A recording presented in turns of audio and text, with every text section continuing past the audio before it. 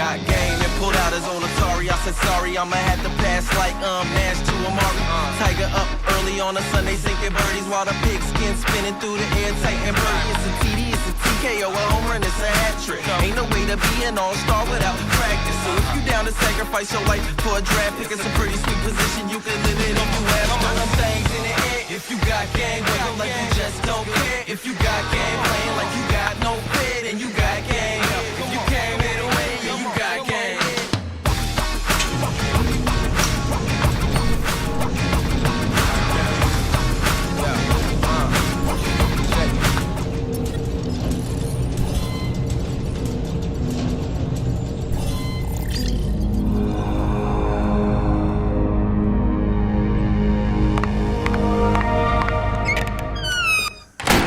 And welcome to Local Music Somewhere, where local music becomes bigger and we spotlight every great place that we can find a local music scene or that artists are coming from that scene and are doing national things. And today we are spotlighting Kentucky, and specifically Paducah, Kentucky. And we actually, usually, we do these interviews remotely if we have, if we're covering other scenes, since we're based in Charlotte, North Carolina. But because of a specific love holiday that happens in February, one of our artists actually drove into the city to be with his other half, and he brought his business partner with him. So I have in the studio today entrepreneurs and an artist who's connected with this entrepreneur, and they have a great thing that you need to know as an artist. Again, I'm Terry Hudson, author, speaker, connector, former record label owner, as well as artist manager. And in the studio today, I have a recording artist who's also an entrepreneur, Callon B, and his business partner, Steve Reid. Guys, welcome to the show. Thank you very much. Yeah, thank you for having us. So we ran into you at, we talk about this a lot, but Charlotte has a great music conference they've had for about 3 years, which is Confluence, and that's how we connected. And this year they had a good spotlight on tech, and they had some interesting things there. And of course, you really caught the eye of our founder, Wendy, and she gave me your business card and said, remember this guy, follow up with these people. So I did, and here you are. That's great. Shout out Wendy. So let's start with you before we get into this great program, the business that you have. Before we get into that, I want to start with you as an artist, and I would like to know your background. So I like these origin stories, like the superhero movies and everything. Origin stories are always great to me because I'm very interested in what makes people tick and how they got into this industry. I want to know yours first. Yeah, so I was fortunate to have been born with a cool name. Shout out my mom, Callon. So that's not stage. That's a real name. Stage, yeah. Real name, no gimmick. Stage name and my real name, and my middle initial is B. So early on, from elementary school to middle school, people just called me B, and I adopted this B imagery. Oh yeah, I've seen on your social media. And, So early on, I've just been Callan B my whole life, even before I did music. And my story as an artist, it's one everyone has heard before. A lot of artists around the world, they share this similar story that everybody has heard. I have a passion for music, a passion to create, and a dream and a vision that just seems right in front of you, so obtainable. You watch TV, you see all these artists doing their thing, and you drive to do it. So I started actually creating music. I'm a rapper. I started writing poetry and raps as early as 12 years old. And now I'm in my 30s, so it's been a long time. And during that time, I've seen quite a unique shift. Back in that day, that was like, Napster and the age of piracy and CDs. So it's like I viewed that shift in, LimeWire. Not that I use that, but so I remember all these names. Yeah. Yeah. So I grew up in that era where you printed CDs at home, you brought them to school, you sold them in the hallways to your classmates, and everyone thought you were this cool rapper guy that was just on top of the world.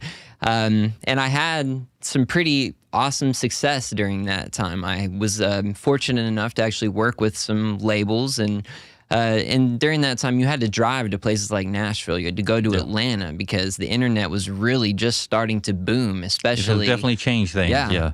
Especially in the music space. So we had our run-ins with labels, and we thought we were on top of the world, but unfortunately it was a learning experience and it didn't work out the way we wanted. And it was a blow and it was a hit, but we continued to pursue. This is like deja vu. I mean, I've never heard this. Yeah, exactly. Exactly. So I'm sure a lot of people can relate to this. Yeah. But then something unique happened. Then we moved from dial-up to DSL, and internet became a little faster. We got smartphones, and the age of social media started booming. I know when dial-up changed, cursing became less frequent in my house. So.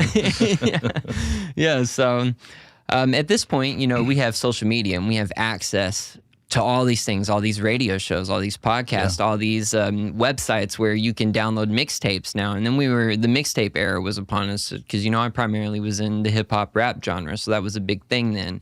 And people could put out music the same day they made it and you could download it. And of course, people were still buying and selling CDs. They hadn't phased out yet completely. So at this point... They still haven't, believe it or not, haven't totally phased out. People still use them. People still do, yeah. To send their, direct fans who as an added thing. But yeah. Right. Now it's more of a But it's not the mainstream thing for sure. Yeah. A way to connect more.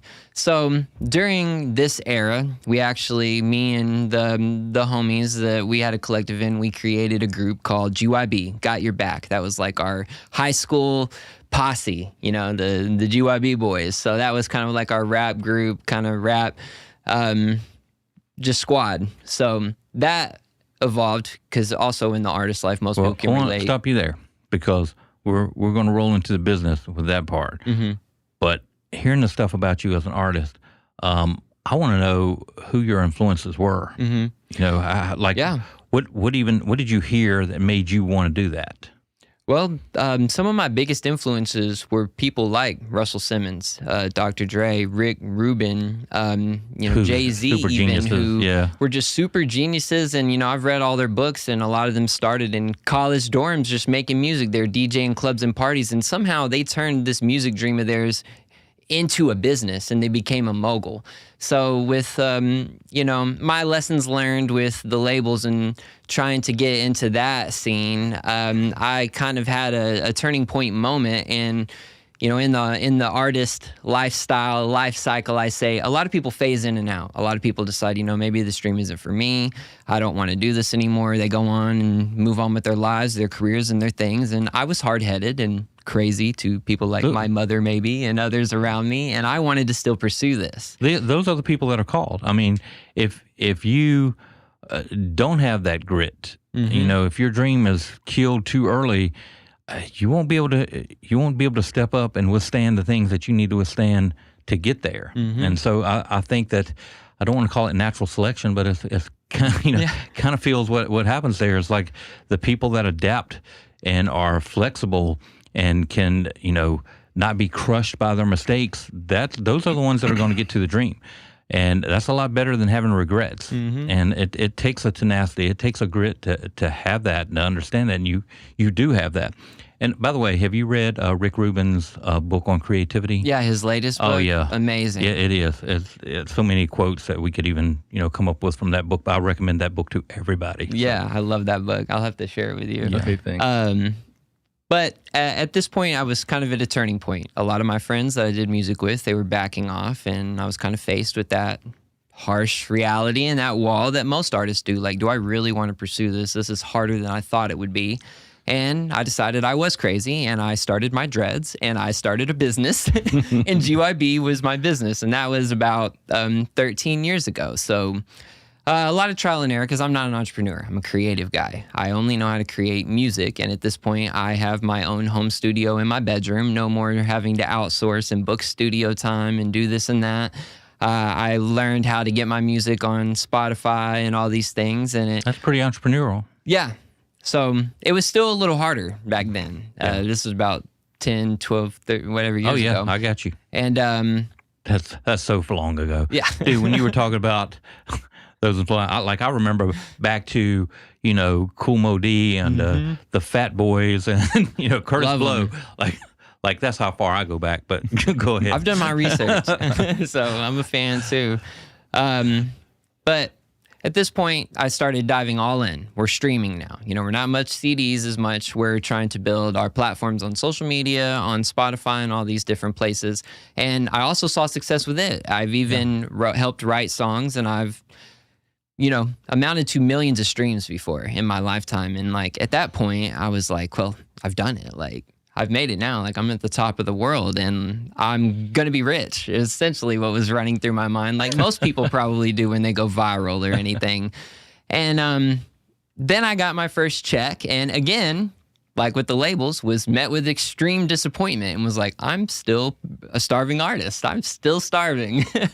And at that point, it kind of lit a fire in me. Again, I was met with another harsh decision. Like, again, this is way harder than I expected. And what do? I have no idea what to do. Like, I've gotten my music out, and I thought, like, just being on Spotify and Apple Music was going to be I thought that's how you did it. Once it's out, you just made it. And again, I was wrong. So at this point, I started to educate myself, and I thought I need to learn how to be an entrepreneur and not just say that I have a business. And that is when I ended up going back to school. My mom was so happy. And I got a master's degree at Full Sail University for entertainment Love Full business. Sail. I'll shout out them. Yeah, shout out Full Sail. They were super, super helpful. And I graduated during the COVID era, which was odd. So I had to finish online, and that was the time. Had music industry people calling me, and they were normally on tours, and they're Uber and Lyft driving and delivering pizzas and everything that none of them knew how to do. So it was a strange time for you to come out and try to get into the music industry. Exactly, but I think it was also kind of a groundbreaking moment for a lot of people, especially independent artists. And you notice the rise of influencers.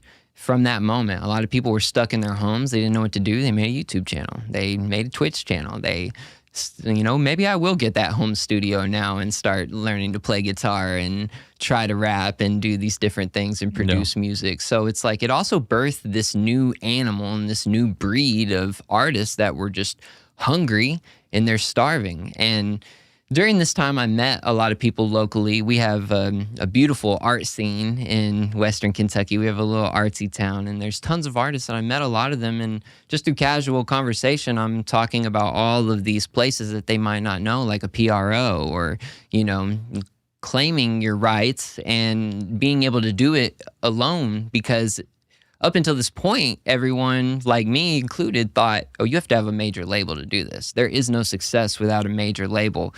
Or a manager. That's the two things that I always get asked. I need a label and I need a manager. And, well, because you're a recording artist and you know firsthand how this management situation works. What's the one thing about management that made you almost want to maybe quit? It's just juggling all of the fragmented tools. It's like you can't just make the music, and then you can't just post it online to distribute. Then you can't just show up at a venue and perform, and then make the social media posts, and then also sell your merch and print your merch and respond to DMs and mix and master, studio time, the production of it. There's just so many elements and aspects of creation that pile up over time, especially when, a lot of people don't realize it, but if you're an independent artist that's serious, you are a business. You have a career. A lot of people say, I just want to play. Well, so does everybody else. You're a musician, you want to play. But then you'll be in your living room or your bedroom playing the rest of your life, or playing at venues you may not want to, because it is absolutely a business, and you have to educate yourself on how that works, which is something you've done well with. Yeah, and you're working a 9-to-5 a lot of times at this point too. I quit my 9-to-5 on another limb that drove my mom insane. I quit my 9-to-5, and I was sleeping on the couch at the studio that I was interning at, because I'm an audio engineer as well. So that was kind of like that was like my plan C. I always say plan B was to retry plan A.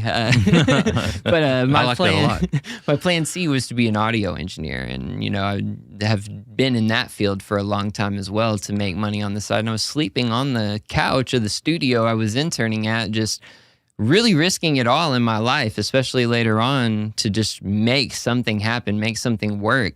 And through my conversations with artists, I realized that I had something valuable that most people don't, and that was knowledge that I taught myself by going to these independent musician conferences and through schooling in my music business class that gave me, helped me plant seeds, I guess, in my mind of like where I need to go next and dig deeper to learn. And the networking that happens at the conferences. Yeah. I'm amazed that when artists do not go to conferences.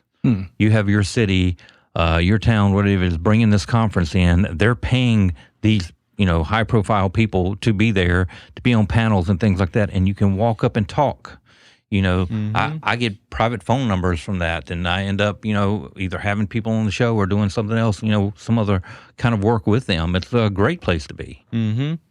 So I realized that I had this knowledge and this information that artists like, and I kind of created this checklist, of like, when I release a song, what is every step that I need to take before and after to ensure that I'm operating on a high level like a label would, to make sure that, because I'm not thinking like I want to go viral and then worry about this. I'm putting everything in place for like, I'm going to go viral with this next drop, and these are everything that I need to do to ensure that I benefit from it the most. I've already lost out on so much that I can't allow that to happen anymore. And to my surprise at the moment, people were just unaware of all of this, and they found these things valuable, and they started wanting to hire me, wanting to talk to me, wanting me to help them do these different things.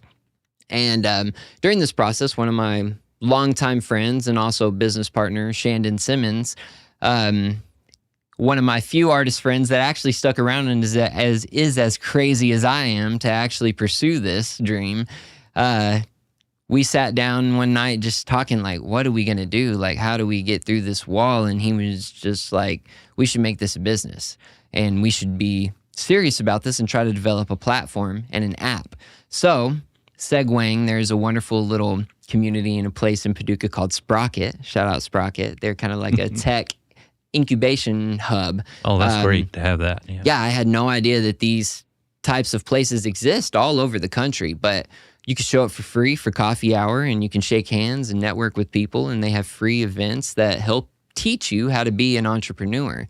And we joined a lot of their free programs, I guess you could say. So there was one challenge they had called the Incubation Challenge. It was a multi-week program, and they taught you and helped you, write a business plan, really format your business in a way that, spoke to corporate and helped teach you how to do it. Right, because that's where the venture capital is. That's where the money is. I always tell people, I'm not telling you not to watch American Idol. I have a lot of friends with American Idol and, AGT and all these shows. Those are great places. But if you're watching that, you need to also watch Shark Tank. Exactly. You need to know the questions that are going to be asked of you when you're trying to get into business. On our heads, that's kind of what we felt like we were in, is Shark Tank. And to our surprise, because, we're in Western Kentucky, Nashville, everyone, their startups are farmer, very rural ideas. And we're like, well, we seem crazy out here with this music business idea. But to our surprise, we actually won the challenge. Oh, wow. And part of our reward for that challenge was to meet Mr. Steve Reid over here and have some guidance and some counseling from him. And our other business partner, Wilfredo Gamaru, who is our head of development. And we basically won like a 2 months sit down with them to work with them. And they were going to give us their expertise and advice on how we could move forward. And we honestly just hit it off. And by the end of this, we thought we were parting ways, but instead, Steve and Wilfredo offered us. You know a good idea, didn't you? Mm-hmm. They know a good idea when they see one, I guess. So, I'll let Steve pick it up from there. I've been yapping. You guys need to hear from him. But this is kind of where him and Wilfredo stepped in with me and Shandon and kind of changed the game for us and helped us out a lot. Well, Steve, give us a little bit of your background, and then we'll roll into this. Okay, sure. I grew up in Paducah, this small town, left as a teenager, came back just about 5 years ago, and became involved with the organization that Callan mentioned, Sprocket. I joined their board. It's an accelerator for tech startups. It's part of Kentucky's Innovation Hub system. Governor Andy Beshear's, one of his cabinet offices. And my background has been in entrepreneurship, primarily in healthcare, but especially process automation, working with Wilfredo. We've been partners now for going on 20 years and started a couple of businesses and sold those, all of them bringing fragmented, complex, disparate systems together in a more meaningful way where you could sort of look at it as like one picture. So a lot more simple. Oh, yeah, totally. So what I noticed when I was sort of like reviewing these Innovation Challenge teams, I didn't really get what Callon and Shandon were talking about until I saw a little 3-minute video, which was one of the challenges. Tell us what you're doing in 3 minutes. And in that, I saw like the passion and the need, and sort of fell in love with these guys right then.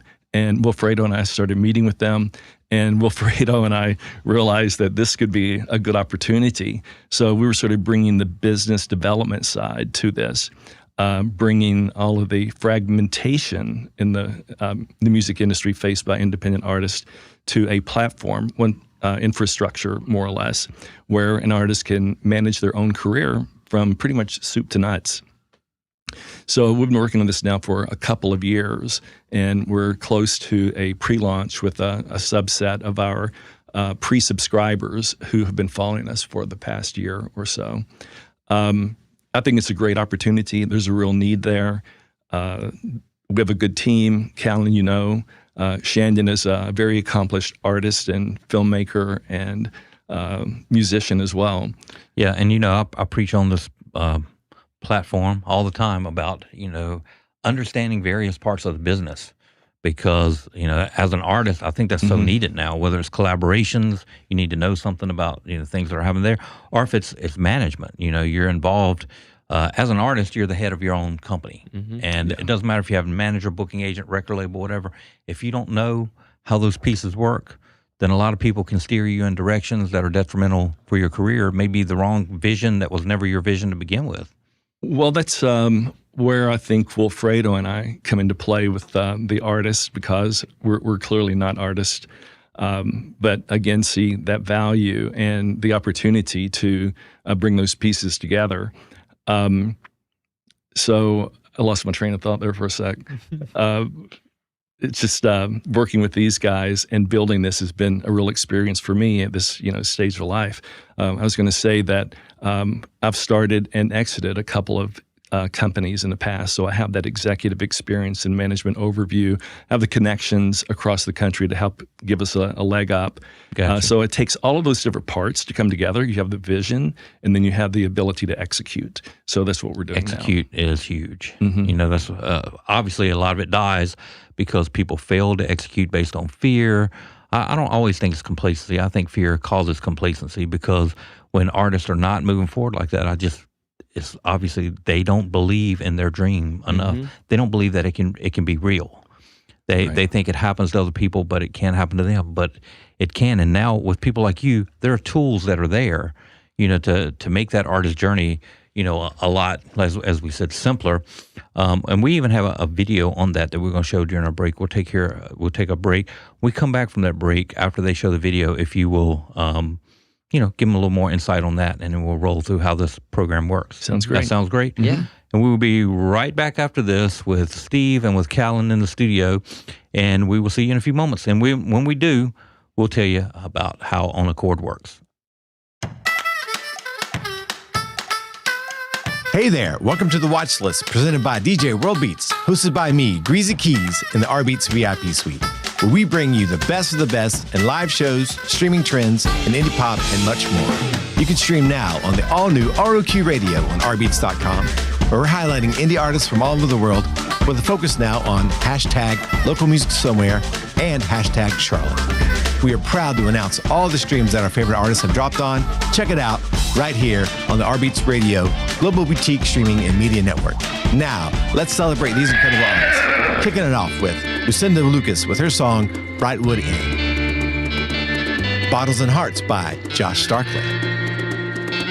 The Daltones with their song, Left Behind. The Water is Wide by Jackson Harden. Only Medicine by Crow with No Mouth. Lila Graves with her song Claws Out. And Jeff Taylor with Beer Drinking Son of a Gun. This has been Greasy Keys in the rBeatz VIP Suite. Be sure to check out all these amazing artists and be on the lookout for the next edition of the Watch List presented by rBeatz.com. Peace.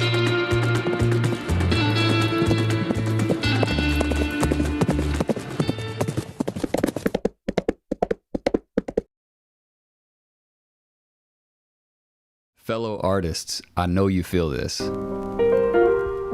Imagine being in your element, creative juices flowing. You've made something special.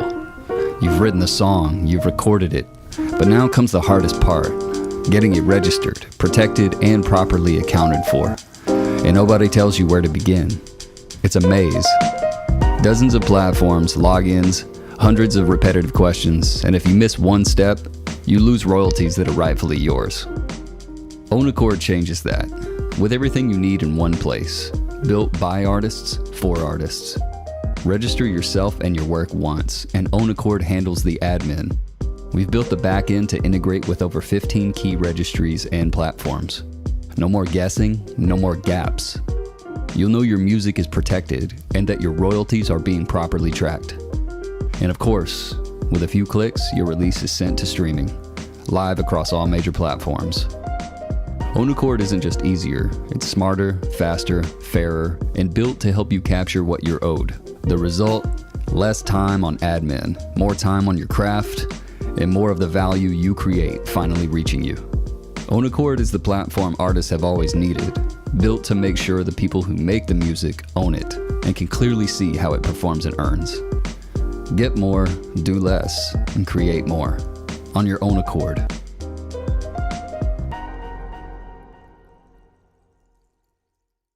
And we're back in the studio. We're talking to Steve Reid and Callon B with OwnAcchord, which is a great new service. And I'm going to have them. You just saw the video, so you kind of get an idea what it is. But we're about to delve into it, and I'm going to have Steve explain the video a little bit more. Is that cool? Sure, yes. So the voice you heard was Shanyon, our co-founder and other partner, and he's also a filmmaker. He made that incredible little film. And the beat. and the beat as well. So that really sort of, we wanted to be able to capture in just a few seconds, less than a minute actually, of what it is we're doing. For musicians, they love to create. They want to create. They want to be heard. They don't necessarily know how to manage that business aspect. They will stream. That's sort of easy to stream and to upload music to the different platforms. But on the backside of that is a whole business. There's the streaming royalties, and then there are like 7, 8, 9 other types of royalties that if you're not properly registered, then you lose out on earnings that are yours, but they can't pay you because they don't know who you are. So our whole concept was to bring all those disparate things into one site, into a dashboard that an artist can sit down and register themselves once. We capture information that's needed to properly register them to all these other platforms. Mm-hmm. And then they can upload their songs, their albums, tracks, everything, metadata. Everything is captured on the OwnAcchord system, which is then the infrastructure for everything else that needs to be done to help them manage their career and to optimize their earnings through these royalty-paying entities. So behind the scenes, in front of the scenes, they register once. Behind the scenes, we process that to 15 plus different entities, assuring that they're properly registered and can collect the royalties that are due them. Then we do other things as well. We have a dashboard that shows the earned royalties as they become available. And there's a live venue sort of thing where we can help them manage their performances, live performances in venues. So if can you delve into that part a little bit more? So this is going to be a very cool part because there's sort of think of it as a GPS sort of system where we have 30,000 plus venues loaded into our system. So if I own Paducah Beer Works, which one of our friends owns, and he wants a group for next Friday night, he wants to pay this amount and he wants this vibe, then he can just sort of filter that, and it shows him within 100 miles who is available and who can do that. Oh, wow. And that's really cool. It is cool. Plus, the artist, they can upload their set list, and automatically that can go to the royalty agencies that track live performances. So it just sort of smooths everything and makes it easier for the artist, which is the goal. And that's what we've built. And you know, publishing is a complex thing. You know, when people get into it, there are books that are written, I've read that are like this thick, you know, and you still, at the end of it, there's some of it you don't even know what you just read. Right. And that's what I'm afraid of, because the artist, it is so complex that unless you have a master's degree, then you may not ever know everything that you need to do. So we try to. Of course, sometimes I've always thought that was not. Sometimes I've always thought it was intentional. Just like anything that has to do with finances is written a certain way, so that only certain people, you know, will know how this works. But you leave so much money on the table. There are so many things that you don't even know you get royalties for as an artist, and I see money left on the table all of the time. Does this address some of that as well? Oh, totally. Yeah. Because that's the essence of it. Okay. Because if you're not registered properly, you're missing out on that other royalty stream, which could almost equal the streaming royalties or more. It's like just a whole different set of royalties. And a lot of people know about it, I suppose, but how to register. Right now, if you want to do this, you have to go to like 15 different sites, key the same information over again. So it's take hours and hours and hours. Plus, there's opportunity for error when you go from one site to another. Assuring your metadata is accurate is hugely important, particularly for like sync rights and things like that may be in your future as people hear your music. So with the guidance of Shandon and Callon, we'll have sort of like taken their brains and develop that into an infrastructure for these artists. Yeah, that's pretty amazing.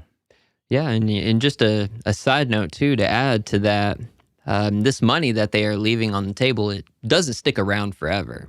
It liquidates after so many years and then pays the highest stakeholders, which are the major labels and these artists that don't need that money.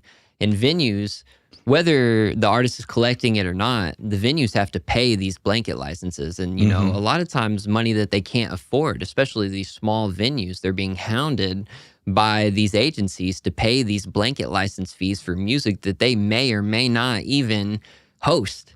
And just because they're a venue that is open, they have to pay these. So these artists are performing at them and they're not claiming their set lists to collect these blanket license fees that they're owed. So it's just more ways that the venue and the artists themselves, the little guys in this situation, are just throwing away money to the people that don't need it. And there are people that are counting on that I would call them pirates that are not even in music that go after and look for things like that to take that money because somebody's not claiming it. Yeah, they'll buy catalogs and often sell rights to artists' music that don't know that they're missing the money for it. It's a mess, and that's why this metadata, I picture the music business as a network the same way, and it's like there's all these different moving pieces, and if your digital fingerprint isn't properly solidified, you know, with your real name and all of your information, whenever this money goes out, they don't try to find you. They're going to do the very minimal search to, you know, your name and type of your identity. And if it reaches you, it reaches you. If it doesn't, well, they're going to get it back. There's one more thing I want to add in there about this system is there's also a collaboration feature. So it's almost like a little LinkedIn built in so that you can communicate with other artists who are subscribers of ours and build a relationship there and also, which is another cool aspect of this. Yeah, and one thing with you, being you are an artist, I want to say this, because a lot of them, they're just chasing the next break, the next big break. What made you stop and decide to really educate yourself instead of chasing all the time? Being broke. No. I mean, that's Chasing a great the break motivator. and being broke. When you start eating Alpo, you know, Yeah, or dog, yeah. I just knew there was more, and I knew that I had talent. And, you know, back to kind of the artist's life cycle, and, you know, I said my story is similar. But at a certain point, you reach this wall of where the life cycle ends for most artists. Getting the music out is easy. We have phones, home studios. We have people going viral every day on TikTok, YouTube, and all these different places. And they're generating royalties there too.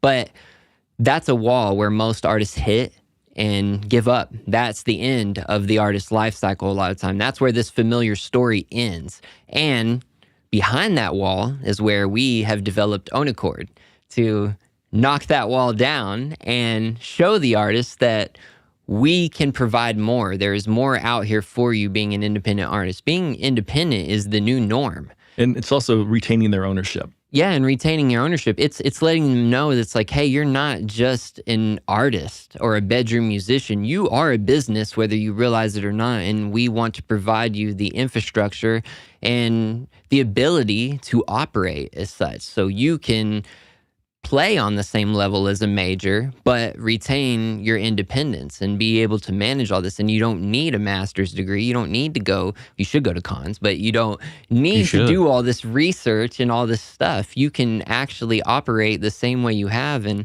keep your creative mindset. Because a lot of artists, the moment that the creativity turns to like, oh, now I have to read and I have to learn, that's where they're just like, but it's a different language. I agree with you, but I feel they have to get past that. And it's, we were talking about Shark Tank. One thing that I've heard them preach, and it's true, if you have a product, then you have a product.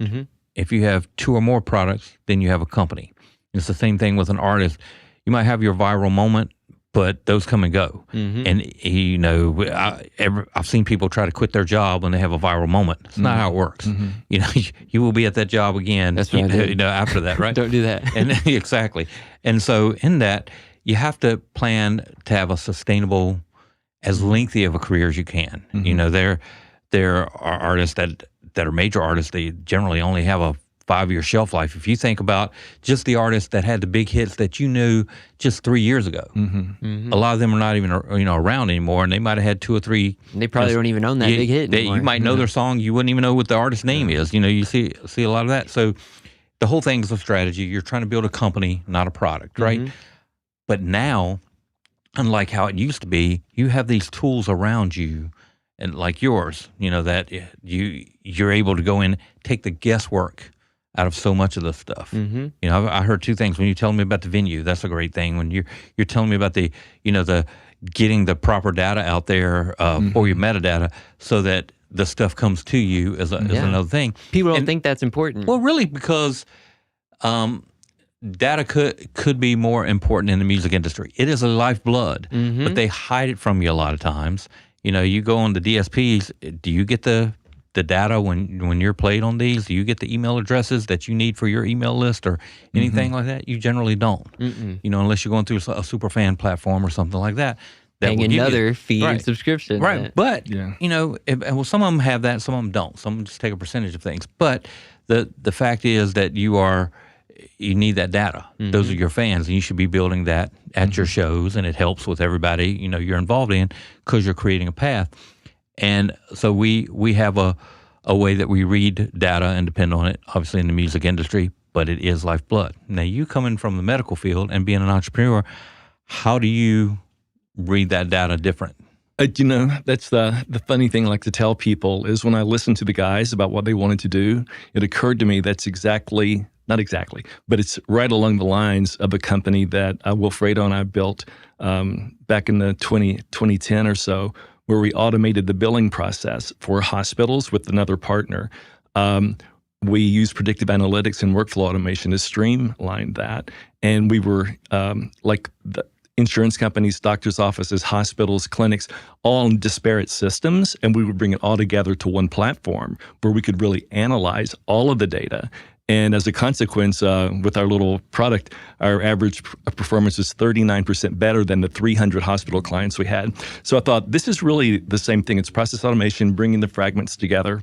And what I like is that we filled a gap.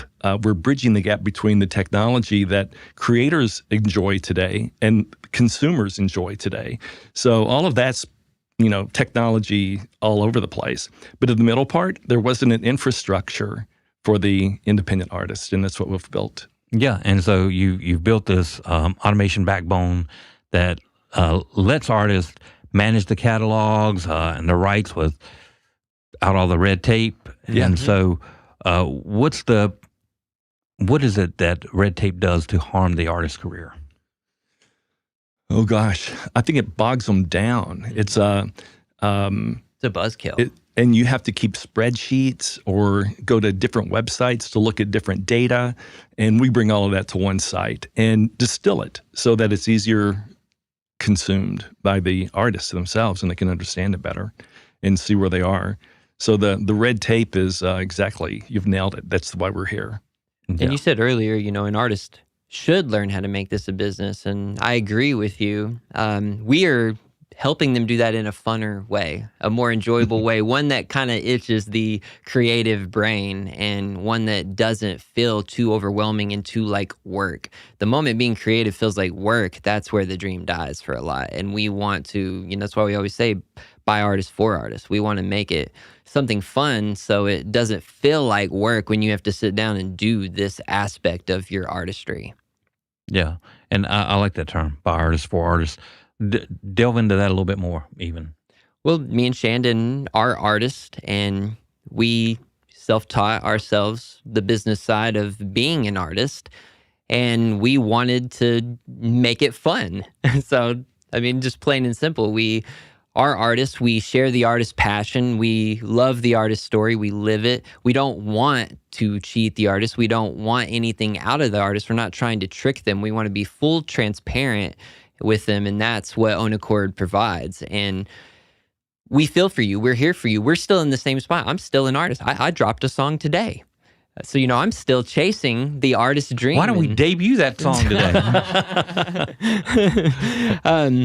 But I'm still very much chasing this artist's dream while I'm building this business. And, my girlfriend knows I'll stay up all night juggling between working on OwnAcchord and working on my own music to make sure that I still keep that hunger and that dream alive for me. So I'm not just building this to have a successful business. I'm building this because it's something that I need and I'm passionate about and that will help my artist career. And I see, like I said, this same story that is very familiar across the world. Everyone knows an artist.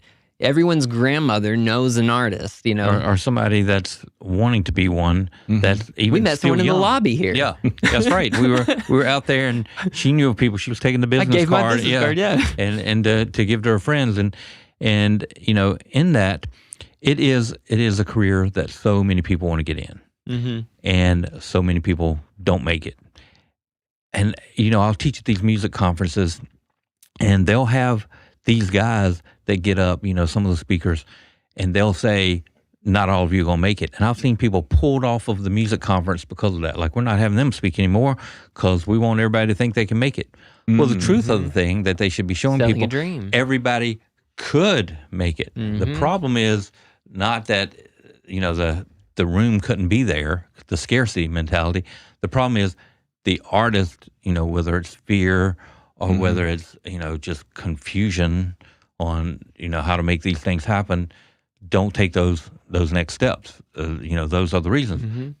With modern technology, there's so many things that make it easier for you to take that next step. And this is one of them because we said, publishing is one of the most confusing things that you can encounter in this. But I know people that wanted to be artists. I have friends that they put their songs out there to a publishing company, and it was the wrong publishing company for them that didn't believe in them, didn't have their, and I'm not, saying horrible things about publishing companies, but I know these particular ones, and nothing was happening for them for like 11 years. They start doing it on their own, and they're trying to learn about it. All of a sudden, they have this hit financially, it changed their life, but they still don't know what to do with it, after that. And I've seen one or two that really learned. They know where all their revenue streams are with it and all of that. And they may have only had 2 hits, but those 2 hits, carried them financially for a while because there were so many great revenue streams, attached to that. Now you have the technology, which they didn't have then, where you can have everything set in motion before something like that happens. And then when it does, you got a lot easier way to manage that windfall or turn that into something sustainable. Well, that's where OwnAcchord comes in. We are that next step for the established artist that wants to then pursue a serious career and be a real business, or like me, the artist that says, I'm not waiting for the big hit. I know off top, I'm preparing for that hit. I'm expecting it. Yeah, but have it all in place in case it happens. Exactly. You know, if you really want that to happen, if you think it's going to happen, if you believe it's going to happen, it's not the end all be all though. It's going to cause something to happen if it happens, and then you'll be flat again if you don't have your stuff together and this, keep putting the content out, keep putting the songs out, and other than that, one's going to hit, and if it hits at all, and that's all you have. And we're here to make that easier, that process for you. The goal. To create more stress and worry-free, that you don't have to sit down and do hours of admin work after you make a song just to make sure that you're keeping up with your business, So we want to do that in a more enjoyable way. Putting your music out is the easy part in today's current climate of independent artists. It's what to do afterwards where they struggle. What is it, 100,000 songs a day that get released or something like that? It's crazy, 14 million independent artists globally. So you look at that alone and you think, oh my God, I don't even have a shot at this. But if you look at it in the right way, it's like, I register this properly. I go through a service like, what you're talking about here. And it doesn't matter if 100,000 songs are released.